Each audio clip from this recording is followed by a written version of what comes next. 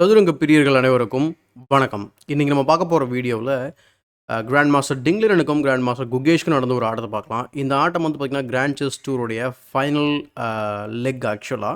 So இந்த leg வந்து பார்த்தீங்கன்னா, கிளாசிக்கலா வந்து முடிப்பாங்க. அது வந்து யுஎஸ்ல சிங்ஃபீல்ட் கப்புன்னு சொல்லி வந்து வச்சிருக்காங்க. ஸோ அந்த ஃபர்ஸ்ட்டு சுற்றுலயே வந்து பார்த்தீங்கன்னா, டிங்லரனுக்கும், குகேஷ்க்கும் வந்து பார்த்தீங்கன்னாக்கா, உலக சாம்பியன் ஒரு ஒத்திகை மாதிரி இவங்க 2 பேருக்கும் வந்து பேரிங் நடந்திருக்கு. ஸோ அந்த கேம தான் நம்ம வந்து பார்க்க போறோம். இந்த ஆட்டத்துக்குள்ள போறதுக்கு முன்னாடி ஒரு ரெக்வெஸ்ட் என்ன அப்படின்னா, நம்ம சேனல் நீங்க சப்ஸ்கிரைப் பண்ணாம வீடியோஸ்லாம் பார்த்துட்டு இருக்கீங்க அப்படின்னா, சப்ஸ்கிரைப் பண்ணிட்டு பெல் பட்டனை பிரஸ் பண்ணி வச்சுக்கோங்க. அதேபோல நம்ம வீக்லி கிளப் டோர்னமெண்ட்ல பங்கேற்கிறதுக்கு முயற்சி பண்ணுங்க.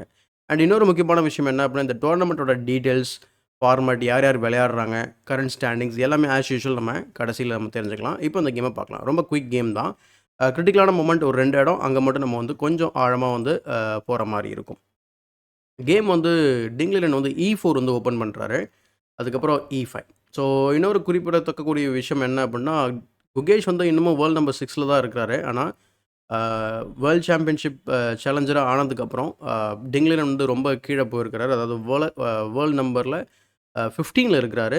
இது வந்து 2016க்கு முன்னாடி தான் அவரு அந்த மாதிரி இருந்தாரு. 2016க்கு அப்புறம் கிட்டத்தட்ட இப்போ 8 வருஷத்துக்கு அப்புறம் திரும்ப அந்த மாரி சரிஞ்சிருக்காரு. பட் அ என்ன நடக்குது அப்படிங்கிறத பார்க்கலாம். So E5 night of 3. So காமனான ஒரு ஓப்பனிங் தான் நம்ம வந்து பார்க்குறோம். So Giuoco Piano, so knight F 6, D3, D6 எல்லாமே காமன் ஸ்டஃப் தான். எதுவும் புதுசா நம்ம எக்ஸ்ப்ளைன் பண்றது கிடையாது. A5, ரூக் E1 கேசல் பண்ணிடுறாரு குகேஷ். அதுக்கப்புறம் H3, bishop E6, bishop E5, bishop A7 போறாரு. அதுக்கப்புறம் பிஷப் டு E3. ஸோ 2 பேருமே தன்னுடைய பிஷப்ஸ வந்து ஸ்ட்ராங்கான பிஷப்ஸ் வந்து சேலஞ்ச் பண்றாங்க. பட் இந்த பொசிஷன்ல குகேஷ் வந்து தன்னுடைய பிஷப்ப வந்து எக்ஸ்சேஞ்ச் பண்ணிடுறாரு. பண்ணதுக்கப்புறம் நைட்ட வந்து பார்த்தீங்கன்னா, E7 போயிட்டு C6 ப்ரிப்பேர் பண்றாரு. பிளஸ் நைட் G6க்கும் போட முடியும். பான் டு D4 வந்ததுக்கப்புறம், இங்க நம்ம D5 வந்து பெரிய த்ரெட் கிடையாது. அதனால அத இக்னோர் பண்ற குகேஷ் வந்து நைட் G6 விளையாடுறாரு. பட் இந்த பொசிஷன்ல வந்து கேம்ல வந்து பார்த்தீங்கன்னாக்கா, டிங்லிரன் வந்து என்ன பண்றாருன்னா, பிஷப்ப F1க்கு கொண்டு வந்துடுறாரு all the way back. So எப்படியும் அவர் வந்து இந்த பிஷப் வந்து எக்ஸ்சேஞ்ச் பண்ணக்கூடாதுன்னு நினைக்கிறேன். ஸோ அதனால பிஷப் F1 வந்து வராரு. அதேபோல இந்த இடத்துல வந்து நம்ம அ ரொம்ப டெம்ப்டிங்கா இருக்கும். பார்த்தா பயங்கரமா இருக்கும். சூப்பரா இருக்க மாரி தெரியும். பட் அந்த மூவ் நம்ம விளையாட முடியாது. அப்படியே விளையாடினாலும் ஈஸியா வந்து ஹேண்டில் பண்ண முடியும். ஸோ இப்போ நம்ம பிஷப்ப வந்து சேலஞ்ச் பண்றோம். இப்போ நம்ம வெட்டினா நமக்கு தான் டைம் லாஸ் ஆகப்போது. முக்கியமான விஷயம் என்ன தெரியுங்களா? இத வெட்டுறதுனால குயின் டெவலப் ஆகும். ரூக் கனெக்ட் ஆகும். அது மட்டும் இல்லாம லேட்டரா வந்து பிளான் என்ன அப்படின்னு நம்ம வந்து பார்க்கும்போது, நீங்க C4 விளையாடலாம். ஆ C4 விளையாடுனதுக்கப்புறம் இந்த நைட்ட ரீரூட் பண்ணிட்டு பான் F5 வரப்போகுது. ஸோ எப்படினாலும் இந்த ஸ்ட்ரக்சர் வந்து வீக் ஆக தான் போகுது. 2வது இந்த இடத்துல நம்ம வந்து குயினெல்லாம் வெட்டுறதுக்கு பதிலா டைரக்ட்டாவே அதே ஐடியாவ ப்ரிப்பேர் பண்ணலாம். So knight takes D7, knight to C5 and then pawn to F5, F4 அந்த மாதிரி. ஸோ ஆக மொத்தத்தில இந்த D5 வந்து பார்க்கறதுக்கு விஷுவலா தான் வந்து நல்ல மூவ். பட் பிராக்டிகலி ஸ்பீக்கிங் வந்து அந்த அளவுக்கு நல்ல மூவ் கிடையாது. அதனால டிங்லிரன் வந்து பிஷப் F1 வந்து கொண்டு வராரு. அதுக்கப்புறம் D5 வந்து அவரே ஆடிடுறாரு. ஓகே. ஸோ சென்ட்ரல்ல இருக்கக்கூடிய விஷயத்த வந்து கிளாரிஃபை பண்ணலாம் அப்படின்னு சொல்லிட்டு D5 விளையாடுறாரு. அடுத்து நைட் பி D2. அடுத்து சென்டர் ஆஃப் த போர்ட்ல நெறைய டிரான்சாக்ஷன்ஸ் நடக்குது. So knight takes E5, knight takes E5, D takes E5, knight takes D2, queen takes D2 இப்படின்னு சொல்லி நெறைய எக்ஸ்சேஞ்ச் நடக்குது. இப்போ E5 ஸ்கொயர்ல டிங்லிரனுக்கு ஒரு பான் இருக்கு. இங்க குகேஷ்க்கு வந்து பார்த்தீங்கன்னா, D5 ஸ்கொயர்ல ஒரு பான் இருக்கு. 2 பேருக்குமே வந்து ஸ்பேஸ் அட்வான்டேஜ் இருக்கு. ஆனா ஒயிட்‌க்கு கொஞ்சம் ஜாஸ்தியாவே இருக்கு. ஸோ C5 வந்து விளையாடுறாரு.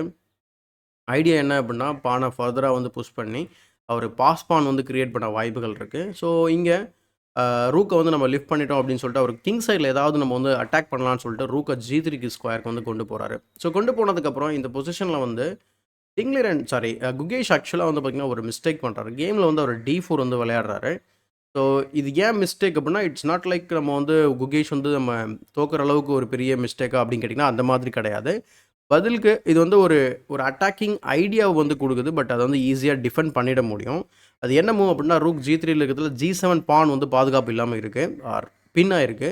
ஸோ அதனால குயின் H6 வந்து விளையாட முடியும் ஒயிட்டால. இதுதான் வந்து கேம்ல நடந்திருக்கு. சப்போஸிங் இந்த இடத்துல வந்து ப்ரொஃபிலாக்டிக்கா இத நம்ம வந்து தவிர்க்கணும் அப்படின்னா, ரொம்ப ஆக்டிவான மூவ் குயின் H4. இது ரொம்ப ரொம்ப புடிச்ச மூவ் எனக்கு. என்ன காரணம் அப்படின்னு நம்ம வந்து பார்க்கும்போது, குயின் வந்து பார்த்தீங்கன்னா, நம்ம குயின் H6ம் ஸ்டாப் பண்றோம். பிளஸ் குயின ஆக்டிவேட் பண்றோம். 2வது அ ரூக்க வந்து பார்த்தீங்கன்னா, D5ல வந்து கொண்டு வரதுக்கு முயற்சி பண்றோம். நம்ம ஏற்கனவே சொன்ன பிளான் படி அத பாஸ் பான் கிரியேட் பண்ண வாய்ப்பு நெறையா இருக்கும். பிளஸ் ரூக்க வந்து பார்த்தீங்கன்னா, D7க்கு லிஃப்ட் பண்ணிட்டு ரூக்க டபுள் கூட செய்யலாம். ஸோ ஒயிட் வந்து பெருசா நம்ம இந்த பொசிஷன்ல அட்டாக் வந்து கேரி அவுட் பண்ண முடியுமா அப்படிங்கிறது தெரியல. கேம் எப்படி கன்டின்யூ ஆகும் அப்படின்னா, ரூக் டு D3. ஸோ அந்த டி பான டார்கெட் பண்றதுக்கு கேம் வந்து ப்ளே ஆகும். So rook A D8, pawn to F4 அல்லது ரூக் D1 விளையாடலாம். பட் என்ன ப்ராப்ளம் அப்படின்னா, D4 விளையாட முடியும். இந்த இடத்துல வந்து ஒரு பான் சாக்ரிஃபைஸ் ஆக்சுவலா இது. சப்போஸ் நீங்கள் கேப்சர் பண்ணிங்கன்னா நம்ம ஃபஸ்ட்டு பிஷப்பை இன்சர்ட் பண்ண முடியும் இந்த மாதிரி. ஒன்ஸ் ரூக் மூவ் ஆனதுக்கப்புறம் ரூக் டேக்ஸ் D4 இருக்குது. ஸோ பானும் கிடச்சிடும் ப்ளஸ் ஆக்டிவான பொசிஷன் ஃபார் பிளாக். ஸோ அந்த காரணத்தினால இது ஒரு இன்ட்ரெஸ்டிங்கான ஒரு வேரியேஷனாக இருந்திருக்கலாம். அதே போல் இந்த பொசிஷனில் வந்து ரொம்ப சிம்பிளான move king to H8. King to H8 விளையாடிருந்தால் கூட குயின் H6 வந்திருக்காது. ஸோ அதனால தான் இந்த மூவ் D4 வந்து ஆக்சுவலாக வந்து பார்த்திங்கன்னா chess.com வந்து இதை ஒரு மிஸ்டேக்னு ரெகக்னைஸ் பண்ணுது. பட் நான் ஏற்கனவே சொன்ன மாதிரி தான், அது வந்து லூசிங் மூவ் அந்த மாதிரிலாம் கிடையாது. குயின் H6 எனிவே, அதுக்கப்புறம் பான் டு G6. ஸோ அஃப்கோர்ஸ் மேட்டை பாதுகாப்பு கொடுக்கணும். ஸோ G6 விளையாடுனதுக்கப்புறம் இந்த பொசிஷனில் வந்து டிங்லிரன் வந்து பிஷப் D3 விளையாடுறாரு. ரொம்ப ரொம்ப சிம்பிளிஸ்டிக்கான ஒரு ஐடியா தான் இது. H4 H5 ஜஸ்ட் டு பொசிஷனை ஓப்பன் பண்ணிவிட்டு அந்த பக்கம் வந்து பார்த்திங்கன்னா கிங் சைடில் வந்து அட்டாக் பண்ண நினைக்கிறாரு. இந்த பொசிஷனில் அவர் ரொம்பவும் விருப்பப்பட படக்கூடிய விஷயம் வந்து இந்த ரூக் வந்து பார்த்திங்கன்னா எப்படியாவது இந்த H5ல இருந்தால் எப்படி இருக்கும்னு நினச்சி பாருங்க. ஸோ அந்த வாய்ப்பை தான் இந்த இடத்துல வந்து பார்த்திங்கன்னா அவர் நழுவ விடுறாரு. Bishop D3 is a mistake. ஏன் அப்படின்னா இந்த பொசிஷனில் வந்து குகேஷ்க்கு கவுண்டர் அட்டாக் கொடுக்கக்கூடிய பான் C4 வந்து அலோவ் பண்ணுது. அப்போ பிஷப் E4 போனதுக்கப்புறம் பான் டு D3 பாஸ் பான் நம்ம சொல்லிக்கிட்டு இருந்த மாதிரி அவர் கிரியேட் பண்ண ஒரு வாய்ப்பாக அமைஞ்சிடுது. பட் கோயிங் பேக், நான் ஏற்கனவே சொன்ன மாதிரி கிரிட்டிக்கல் மொமெண்ட் இதுதான். ஸோ ஃபஸ்ட்டு ஒரு மொமெண்ட் பார்த்தோம், இதுதான் செகண்ட் கிரிட்டிக்கல் மொமெண்ட்டு. அப்போ டிங்லிரன் வந்து ஒரு அட்டாக்கை வந்து கண்டினியூ பண்ணணும் அப்படின்னா அவர் என்ன விளையாடிருக்கணும் அப்படின்னு சொல்லி நீங்கள் வீடியோ பாஸ் பண்ணிட்டு ட்ரை பண்ணி பாருங்கள். உங்களுக்கு ஒரு ஃபியூ செகண்ட்ஸ் நீங்கள் எடுத்துக்கோங்க. இது கிளாசிக்கல் ஆட்டம் அப்படிங்கிறதுனால நம்ம டீட்டெயில்டாக பேசுகிறது நல்லது. அதே போல் நீங்களும் வந்து இதை முயற்சி பண்ணி கண்டுபிடிக்கிறது ட்ரை பண்ணுங்கள். ஸோ இந்த பொசிஷனில் அட்டாக்கை நம்ம பண்ணணும், அதுக்கு நம்ம என்ன மூவ் பண்ணணும். ஸோ அட்டாக் பண்ணுறதுக்கு நான் ஏற்கனவே ஒரு க்ளூ கொடுத்துருந்தேன். நமக்கு ஒரு ரூக் H4 ஸ்கொயரில் இருந்தால் எப்படி இருக்கும்னு நினச்சி பாருங்கள். ஸோ அந்த மாதிரி. ஸோ அதனால் அவர் என்ன செஞ்சுருக்கலாம் அப்படின்னா ரூக்கை வந்து E1 ஸ்கொயருக்கு கொண்டு வந்திருக்கலாம். ரூக் E1 கொண்டு வந்தால் இப்போ டிங்லிரன் வின் பண்ண போகிறாரா? கிடையாது. பட் அட்டாக்கிங் ஐடியா வந்து உருவாக்கியிருக்கலாம். எக்ஸாம்பிளுக்கு நான் நிறைய மூவ்ஸ் இந்த இடத்துல கன்சிடர் பண்ணேன். கம்ப்யூட்டர் ரெக்கமெண்ட் பண்ணக்கூடிய 2 மூவ் வந்து குயின் டு C7. அது ஸ்ட்ரைட் ஃபார்வர்டாக என்ன சொல்லுது அப்படின்னா நீங்கள் குயின் C7 ஆடிடுங்க. அதுக்கப்புறம் அவங்க வந்து H4 H5 வந்து பொசிஷனை ஓப்பன் பண்ணாலும் கூட நம்ம வந்து F1ஆல் வெட்ட முடியும். அதனால் நமக்கும் ஃபைல் ஓப்பன் ஆக போகுது. அப்போ குயினும் வந்து பார்த்திங்கன்னா it will be in a position to defend the mate அப்படின்றது தான் அதோட ஐடியா. ஸோ குயின் C7 என்ன சொல்கிறது, ஒரு பர்ஃபெக்டான ஒரு ப்ரொஃப்ளாக்டிக் மூவ். இந்த வேரியேஷன் இந்த மாதிரி வேணால் போகலாம். So rook E3 and then captures. அப்போ மேட்டை தடுக்கிறதுக்கு நம்ம குயின் வந்து அந்த பொசிஷன் இருக்கும். ஒயிட்டர்ஸ் வந்து என்ன சொல்கிறது கொஞ்சம் பெட்டராகவே இருப்பாங்க. குயின் C7க்கு பதில் பிஷப் F5 கூட ரெக்கமெண்ட் பண்ணுது. And in that case rook F3 விளையாடலாம். த்ரெட் என்ன அப்படின்னா பிஷப் ஆக்சுவலாக கேப்சர் பண்ணுறது தான். வேணும்னா நம்ம கேப்சர் பண்ணலாம், king H8 rook into F5 அந்த மாதிரி. பட் கேம் வந்து ஈக்குவலான கேம் தான். அதே போல் இன்னொரு ஆப்ஷன் வந்து பார்த்திங்கன்னா D3. ஏன் இந்த மூவ் நம்ம வந்து பிளாக்கை கன்சிடர் பண்ணியிருக்கோம் அப்படின்னா இதுதான் வந்து கேமில் வந்து நடந்த மூவ். அதாவது எதுக்கு அப்படின்னா அந்த பிஷப் D3 வந்து பான் C4 அடுத்து பானை வந்து பார்த்திங்கன்னா பாஸ் பான் கிரியேட் பண்ணார் இல்லையா. பட் அது நம்ம வந்து டேரெக்டாக பண்ணால் என்ன ஆகும் அப்படின்னு பார்த்திங்கன்னா இது வந்து ரொம்ப ஒரு லூசிங்கான மூவ். ஸோ அதை டேரெக்டாக பண்ண முடியாது. ஸோ ஃபஸ்ட்டு C4 நம்ம வந்து கன்சிடர் பண்ணலாம் இந்த பொசிஷனில். C4ஓட ஐடியா என்ன அப்படின்னு நம்ம பார்க்கும்போது ஆஸ் யூஷுவல் பாஸ் பான் கிரியேட் பண்ணுறது. இது வந்து ஒரு குயின் சாக்ரிஃபைஸ் லைன் ஆக்சுவலாக பிளாக்குக்கு. கண்டிப்பாக நான் சொல்கிற 2 பேருமே இது எல்லாமே கால்குலேட் பண்ணியிருப்பாங்க ஆழமாக. ஸோ இந்த பொசிஷனில் சப்போஸ் இந்த மாதிரி கேப்சர் பண்ணால் குயின் வந்து வெட்ட போகுது, அதில் எந்த ஒரு பயனும் இல்லை. ஸோ அதனால் rook to E4 double attack. So பானையும் அட்டாக் பண்ணுறோம், ப்ளஸ் மேட்டை ரிட்டர்ன் பண்ணுறதுக்கு ரூக்கை H4க்கு கொண்டு போக போகிறோம். D3 புஷ் பண்ணும்போது நம்ம ரூக் H4 போக முடியும். பட் இந்த பொசிஷனில் நீங்கள் கேமை சேவ் பண்ணணும் அப்படின்னா ஒரே வழி தான் இருக்குது, குயினை சாக் பண்ணுறது. என்னங்க பொசுக்குன்னு குயினை விட்டீங்க அப்படின்ற மாதிரி இருக்கும். கரெக்ட். ஸோ குயினை விட்டாச்சு. ஆனால் என்ன பிரச்சனை அப்படின்னா ரூக் D8க்கு அப்புறம் கேம் வந்து கண்டினியூ ஆகும். நீங்கள் எதாவது ஒரு மூவ் பண்ணுவீங்க. அதுக்கப்புறம் ஆக்சுவலாக let's say maybe computer recommend பண்ணுறமோ king H2 and then pawn to D2 bishop E2 and then queen பண்ணிக்கலாம். அவங்க கேப்சர் பண்ணுவாங்க. இந்த இம்பேலன்ஸோட விளையாடுற மாதிரி இருக்கும் பிளாக்கோட ஐடியா என்ன அப்படின்னா ஒயிட்டால் இந்த 2 பீஸை வச்சு டெஃபினட்டாக செக்மேட் பண்ண முடியாது இந்த பான் ஸ்ட்ரக்சரில். ஓகேங்களா. அப்போ பிளாக்கோட ஐடியா என்ன அப்படின்னா but practical speaking white is completely winning. But பிளாக்கோட ஐடியா வந்து ரூக்கை டபுள் பண்ணிவிட்டு செகண்ட் ரேங்கில் டாமினேட் பண்ணுறது. அதே போல் இந்த பிஷப் வந்து பார்த்திங்கன்னா அன்அப்போஸ்டு பிஷப்பாக இருக்குன்றதுனால லைட் ஸ்கோரில் டாமினேட் சூப்பராக பண்ணலாம். ஸோ அந்த காரணத்தினால இந்த ஒரு வேரியேஷன் ரொம்ப ரொம்ப சுவாரஸ்யமாக இருந்திருக்கும். ஸோ அதனால தான் இந்த வேரியேஷன் பர்டிகுலராக அவங்களுக்கு காமிக்கிறேன் நான்.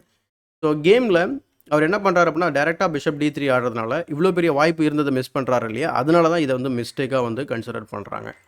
ஸோ பான் டு C4 அப்புறம் பிஷப் E4 போனதுக்கப்புறம் பான் டு D3 அண்ட் தென் டிங்லிரன் வந்து இங்கே ஒரு முடிவுக்கு வராரு. சரி ஓகே, இதுக்கப்புறம் நம்ம எதுவும் பெருசாக ட்ரை பண்ணுறதுக்கு இல்லை அப்படின்றது அவருக்கு புரியுது. அதனால் 2 பிரில்லியன்ட் மூவ் வந்து பண்ணுறாரு. ஸோ வீடியோ பாஸ் பண்ணிங்க அவர் என்ன பண்ணியிருப்பார் அப்படின்னு சொல்லி நீங்கள் ட்ரை பண்ணி பாருங்கள். பட் அது வின்னிங் காம்பினேஷன் கிடையாது. பட் ஃபோர்ஸ்டு ட்ரா ஆக்சுவலாக ஒரு 6 மூல ட்ரா இருக்குது. ஸோ பிஷப் டேக்ஸ் G6 விளையாடுறாரு. அக்செப்ட் பண்ணதுக்கப்புறம் rook takes G6 check. So H into G6 அதுக்கப்புறம் இந்த மாதிரி பல தடவை ரிப்பீட் பண்ணி கேமை வந்து ட்ரா பண்ணிடுறாங்க. ஸோ இதில் இன்னும் ஒரே ஒரு டெம்ப்டிங்கான ஒரு மூவ் இருக்குது. அது கண்டிப்பாக நம்ம விளையாடக்கூடாது. So queen takes E6 check. So queen takes E6 check விளையாடிங்க அப்படின்னா ரூக் F7 பிளாக் பண்ணிட முடியும். இந்த இடத்துல உங்களுக்கு வேறு வழியே கிடையாது. நீங்கள் என்ன பண்ணணும் அப்படின்னா குயின் டேக்ஸ் E4 அதுக்கப்புறம் குயினை வந்து பார்த்திங்கன்னா அவங்க டெவலப் பண்ணுவாங்க. செக்கு கொடுத்து இந்த மாதிரி கப்பல் ஆஃப் மூவ்ஸில் அந்த பானையை வெட்ட முடியும். But black is completely winning. And இன்னொரு முக்கியமான விஷயம் இந்த இடத்துல, இல்லைங்க நம்ம ரிப்பிட்டேட்டிவாக செக்கு கொடுத்து கேமை ட்ரா பண்ணலாமா இப்போ நம்ம அப்படின்னு கேட்டிங்கன்னா கண்டிப்பாக பண்ண முடியாது. ஏன் அப்படின்னா ரூக்கால் வந்து நம்ம குயினோட செக்கை ஈஸியாக பிளாக் பண்ண முடியும். செக்குக்கு அப்புறம் ரூக் G7 திரும்ப நீங்கள் செக்கு கொடுக்கலாம். கிங் H8 போனதுக்கப்புறம் குயின் H6ல் செக் கொடுத்தீங்க அப்படின்னா இந்த பொசிஷனில் ரூக் H7ல் வச்சு நம்ம பிளாக் பண்ணிட முடியும். இதுக்கப்புறம் உங்களுக்கு ஆப்வியஸாக செக் எதுவுமே கிடையாது. So this is reasonable position. So அந்த காரணத்தினால தான் டிங்லரின் வந்து பார்த்திங்கனாக்கா இதில் எதுவும் ட்ரை பண்ணுறதுக்கு இல்லை. பட் கேமை கண்டினியூ பண்ணாலும் ட்ரா தான் ஆக போகுதுன்னு அவரே ஃபோர்ஸ்டு ட்ரா வந்து பார்த்திங்கன்னா இந்த மாதிரி 3-fold ரிப்பிட்டேஷன் பண்ணி இந்த பொசிஷனில் கரெக்டாக வந்து பார்த்திங்கன்னா 28வது மூலம் வந்து பார்த்திங்கனாக்கா கேமை ட்ரா பண்ணிடுறாரு. ஸோ இதுதான் இந்த குயிக் ரிவ்யூ. பட் இதில் இன்டெப்த் அனலைசிஸான அந்த மூவ்ஸ் 2-3 மூவ்ஸ் ரொம்ப இன்ட்ரெஸ்டிங்காக இருந்தது. அந்த பான் டு D4 C4 அதுக்கப்புறம் பிஷப் D3 ஐடியாலாம் வந்து பார்த்திங்கன்னா ஏன் மிஸ்டேக் அப்படிங்கிறது. ப்ளஸ் குயின் வந்து பார்த்திங்கனாக்கா H6 அலோவ் பண்ணது. ஸோ ரொம்ப இன்ட்ரெஸ்டிங்காக இருந்த கேம் ஆக்சுவலாக. வாய்ப்பு இருந்த கேம் தான் ஆக்சுவலாக 2 பேருக்குமே. But okay. ஸோ இப்போ நம்ம என்ன பண்ணுவோம் அப்படின்னா கரண்ட் ஸ்டாண்டிங்ஸ் அண்ட் இந்த டோர்னமெண்ட்டோட ஃபார்மட்ஸ் எத்தனை ரவுண்ட்ஸ் விளையாட போகிறாங்க, யார் யார் விளையாடுறாங்க அப்படிங்கிறத இப்போது டீட்டெயில்டாக பார்த்துடலாம். ஸோ இந்த டோர்னமெண்ட் நான் ஏற்கனவே மென்ஷன் பண்ண மாதிரி சிங்ஃபில் கப் அப்படிங்கிறது தான் இதோட பேர். So will corona defend his title against the world's best. So ஏன்னா லாஸ்ட் டைட்டில் வின்னர் வந்து பார்த்திங்கனாக்கா கரோனா தான். ஸோ இது வந்து கிட்டத்தட்ட 10 நாளுக்கு வந்து நடக்க போகுது. Round robin event. ஸோ 10 பேர் விளையாடுறாங்க. ப்ரைஸ் அமௌண்ட் பார்த்திங்கன்னா கிட்டத்தட்ட ஒரு அப்ராக்சிமேட்டாக 3 கோடி அப்படின்னு சொல்லலாம். ஸோ அந்தளவுக்கு பெரிய ஒரு ப்ரைஸ் அமௌண்ட் இது. ஸோ பிளேயர்ஸோட லிஸ்டிங்கை நம்ம வந்து பார்க்குறோம். ஸோ ஃபேபி, யான் நெப்போம்னியாஷி, நொதிர்பேக், குகேஷ், டிங்லிரன், வெஸ்லேசோ அண்ட் இன்ட்ரெஸ்டிங்லி பிரகும் இதில் விளையாடுறாரு. அனிஷ் கிரி, அடுத்து அலிசா ஃபிருஷா, MBL. ஸோ ஸ்கெட்யூல் வந்து பார்த்திங்கன்னா நான் சொன்ன மாதிரி 10 டேஸ்க்கு வந்து விளையாட போகிறாங்க. So single round robin, double round robin கிடையாது. ஏன்னா 10 பிளேயர் விளையாடுறாங்கன்றதுனால. So single round robin time format வந்து பார்த்திங்கன்னா 120 மினிட்ஸ் ப்ளஸ் 30 செகண்ட்ஸ் இன்க்ரிமெண்ட் வந்து கொடுக்குறாங்க. ஸோ ஃபஸ்ட்டு ப்ரைஸே வந்து பார்த்திங்கன்னா 80 லட்ச ரூபா. ஸோ ஃபஸ்ட் ப்ரைஸ் யார் வின் பண்ணுறாங்களோ உங்களுக்கு 80 லட்ச ரூபா. இந்த டோட்டல் ப்ரைஸ் அமௌண்ட்டான நம்ம சொன்ன $350,000 வந்து பார்த்திங்கனாக்கா மொத்தமாக பிரித்து அதை 10 பிளேயர்ஸ்க்கு வந்து பார்த்திங்கன்னா கொடுக்குறாங்க ஆக்சுவலாக. பட் இன்னொரு முக்கியமான விஷயம் இதில் GCT பாயிண்ட்ஸ் உண்டு. ஸோ GCT பாயிண்ட்ஸ் வந்து பார்த்திங்கனாக்கா ஃபஸ்ட் பிளேஸ்க்கு 12, செகண்ட் பிளேஸ்க்கு 10. ஆக்சுவலாக அலிரிசா வந்து டீசெண்டாக ஸ்கோர் பண்ணாலே போதும் GCT வின் பண்ண போகிறாரு. மொத்தத்தையும் வின் பண்ண போகிறாரு. ஆல்ரெடி அவர் வந்து பார்த்திங்கன்னா இஸ் எலிஜிபிள் ஃபார் ஒரு I think if I'm not wrong $1,27,000 வந்து பார்த்திங்கன்னா அவர் ஆல்ரெடி வின் பண்ணியிருக்கிறாரு. ஸோ அவர் தான் இப்போ லீடிங்கில் போயிட்டுருக்காரு GCT இந்த வருஷத்தோட GCTயில். ஸோ கண்டிப்பாக இந்த இன்ஃபர்மேஷன்ஸ் ப்ளஸ் இந்த குயிக் அனாலிசிஸ் உங்களுக்கு பிடிச்சிருக்குன்னு நினைக்கிறேன். ஸோ அப்படி பிடிச்சிருந்தா அந்த வீடியோக்கு ஒரு லைக் பண்ணுங்கள், மறக்காமல் மற்றவங்களுக்கு ஷேர் பண்ணுங்கள். அண்ட் முக்கியமான விஷயத்தை காமிக்கவே இல்லை, மற்ற பிளேயர்ஸோட ரிசல்ட்ஸ். ஸோ அலிரிசா ஆக்சுவலாக ஃபேபியை பீட் பண்ணியிருக்காரு. இதுலேருந்து என்ன தோணுது அப்படின்னா மேபி அலிரிசா இந்த டைட்டிலே அடிக்க வாய்ப்பு இருக்குது. ஸோ GCTயோட வின்னராக இருக்கலாம். ப்ளஸ் எப்படினாலும் அவர் கேண்டிடேட்ஸ் உள்ளே வர போகிறாரு. என்ன நடக்குதுன்னு பார்க்கலாம். பட் மற்ற எல்லா கேமுமே வந்து பார்த்திங்கன்னா ட்ரா ஆகிடுச்சு. ஸோ ஃபேபியும் அலிரிசா கேம் மட்டும்தான் வந்து டெசிசிவாக முடிஞ்சிருக்கு. ஸோ ஃபேபியை வந்து அலிரிசா வந்து பீட் பண்ணியிருக்காரு. முடிஞ்சால் அந்த கேமை நான் ரெக்கார்ட் பண்ண ட்ரை பண்ணுறேன். ஸோ இந்த வீடியோ பிடிச்சா லைக் பண்ணுங்கள், மறக்காமல் மற்றவங்களுக்கு ஷேர் பண்ணுங்கள். இன்னும் நம்ம சேனலில் சப்ஸ்கிரைப் பண்ணல அப்படின்னா சப்ஸ்கிரைப் பண்ணிட்டு பெல் பட்டனை ப்ரெஸ் பண்ணி வச்சுக்கோங்க. இதே மாதிரி ஒரு பயனுள்ள வீடியோவுடன் உங்களை சந்திக்கும் வரை உங்களிடம் இந்த விடைபெறுவது உங்கள் சதுரங்க சாணக்கியன்.